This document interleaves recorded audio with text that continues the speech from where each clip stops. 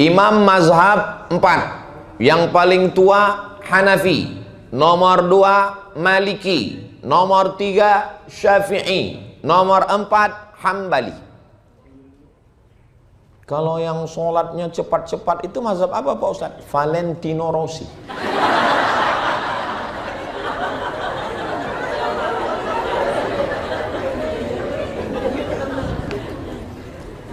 Imam Hanafi meninggal tahun 150 Hijrah, halaman 87.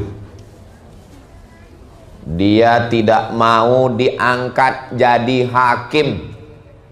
Mau diangkat raja jadi hakim, nggak mau.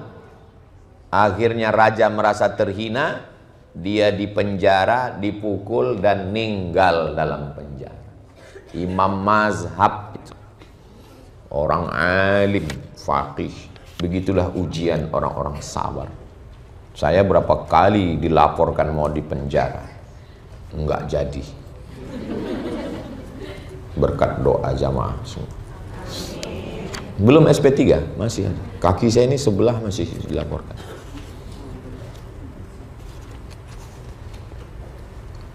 Imam Syafi'i ketika akan meninggal, halaman 95. Sebelum meninggal, Imam Syafi'i sempat bersyair. Walamma qasa qalbi wa daqat madhahibi ja'altu raja minni li'afwika salama tu'azimuni dhanbi falamma qarantuhu bi'afwika rabbi kana afwuka a'zama wa ma zilta dha afwin 'anidh dhanbi lam tazal tajudu wa ta'fu minnatan wa takarruma. Di tempat lain biasanya saya terjemahkan dulu syairnya, baru jamaahnya faham. Di sini belum saya terjemahkan udah faham. Luar biasa. Dari mana Ustaz tahu? Dari tatapan matanya. Ketika hatiku keras, jalanku terasa sempit, aku jadikan harapan pada maafmu sebagai penyelamat jiwa. Jika aku banding-bandingkan, terlampau besar dosa-dosaku, tapi maafmu lebih besar pada hamba. Engkau tetap pemaaf segala dosa. Engkau maha pemurah, maha pemaaf, maha mulia. Imam Syafi'i yang khatam Qur'annya di bulan Ramadan sittina khatamah, 60 kali khatam. Imam Syafi'i itu di bulan Ramadan khatamnya 60 kali.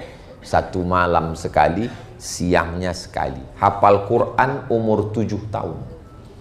Imam mazhab, ulama besar, induknya semua ulama di dunia. Ulama pertama yang menulis kitab usul fiqih.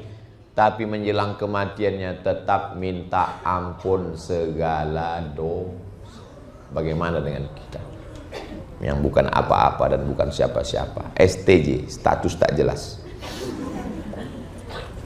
Ya Allah, ampunilah dosa-dosa kami, ya Allah. Halaman 98.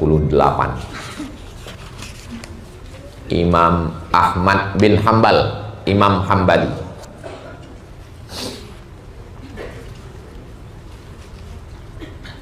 Imam Ahmad bin Hambal ketika dia mau meninggal dunia, yang cerita ini anaknya, namanya Abdullah.